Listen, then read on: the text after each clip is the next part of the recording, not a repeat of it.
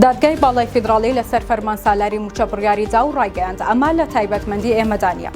دادگای باڵای فیدراڵی عێراق کۆبەوە و سێ سکاڵای پەیوەست بە موچەی موچەخۆرانی هەرێم و پرۆژەی ڕووناکی ڕەتکردەوە و لەبارەی موچەوە دەڵێت ئەمە لە پسپۆڕی ئەوەندانە. ئەمڕۆ دادگای باڵای فیدراڵی عێراق لەسەر سێ سکاڵای پەیوەست بە هەرێمی کوردستان کۆبەوە. دوو سکاڵایان لەلایەن کۆمەڵێک هاوڵاتی هەرێمی کوردستان لەسەر پرسی موچە و لە دژی سەرۆکوەزیرانی عێراق و وەزیری دارایی حکوومەتی عێراق تۆمار کرابوو.